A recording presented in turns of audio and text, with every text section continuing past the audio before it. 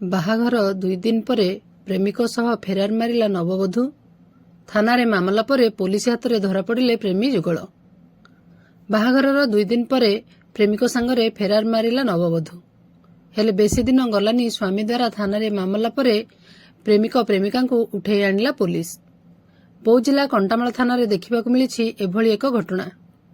ଅଭିଯୋଗ ଅନୁସାରେ ଗତ 22 ତାରିଖରେ ବଲାଙ୍ଗୀର ଜିଲ୍ଲା ଦେଓଗାଁ ଥାନା ମୁର୍ସିଂ ଗ୍ରାମର ଯୁବକ କଣ୍ଟାମାଳ ଥାନା ବରଗାଁ ଖଲିଆପାଲି ଗ୍ରାମର ଯୁବତୀଙ୍କୁ ବୈଦିକ ରୀତିନୀତିରେ ବିବାହ କରିଥିଲେ।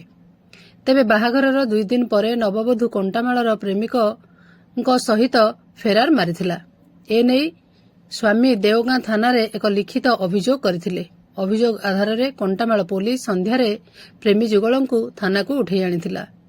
ତେବେ ପଚରାଉଚରା ପରେ କଣ୍ଟାମାଳ ପୋଲିସ ରାତିରେ ଦେଓଗାଁ ପୋଲିସ ହାତରେ ପ୍ରେମୀ ଯୁଗଳଙ୍କୁ ହସ୍ତାନ୍ତର କରିଥିବା ଜଣାପଡ଼ିଛି।